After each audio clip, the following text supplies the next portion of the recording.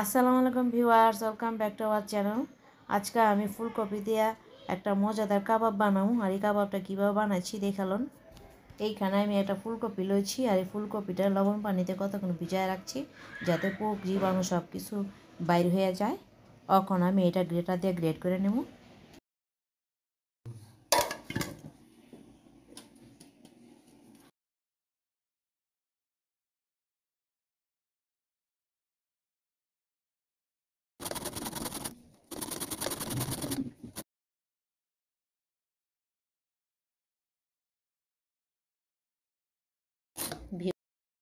Viewers, ফুলকপির এই অংশটা আমি বাদ দিচ্ছি। চাইলে আপনারা অন্যত কোনো তরকারি লাগে রান্না করে নিতে পারবেন।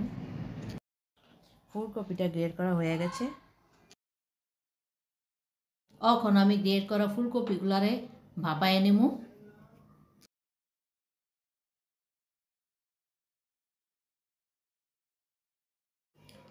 দিয়া দিতাছি একটু হলুদ গুঁড়া আর দিতাছি একটু লবণ।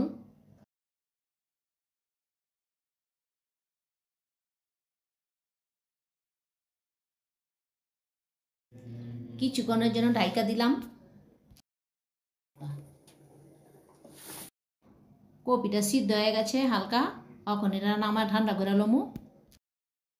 কপির চপ বানানোর লইগা এখন দিমু হাফ কাপ বেসন,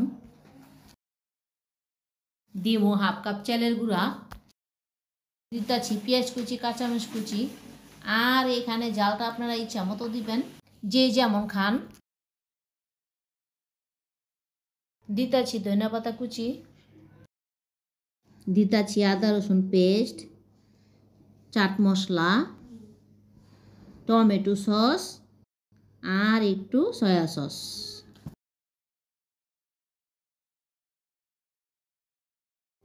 দিতাছি পেঁয়াজ বেরেস্তা, চিলি ফ্লেক্স। এখন সমস্ত কিছু ভালো করে মাখায় লমু। এই মাখানো ফুলকপিটারে আমি এখন চপ আকারে শেপ দিয়ে নেব। আমি গোল গোল করে বানাইতেছি, আপনারা চাইলে অন্য কোনো শেপ দিবার পারবেন।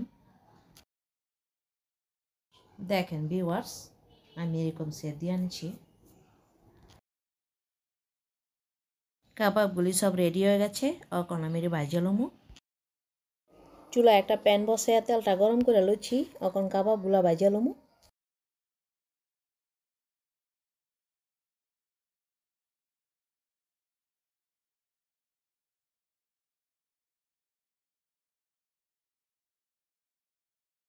কাবাবটা এক পিঠ ভাজা হয়ে গেছে। এখন একটু কুটায় দেবো।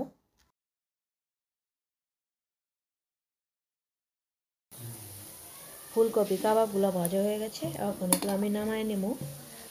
আর এইভাবে আমি বাকি কাবাবগুলো ভাজা লমু। সো ভিউয়ার্স, তৈরি হয়ে গেল ফুলকপি কাবাব। আর এই কাবাবটা আপনারা বাচ্চাদের টিফিনে দিবা পারবেন, আবার চাইলে ভাত দিয়ে কিংবা শুধু খাইবা পারবেন। আর এই কাবাবটা কেমন হয়েছে অবশ্যই কমেন্ট করে জানাবেন। সবাই ভালো থাকবেন। আল্লাহ হাফেজ।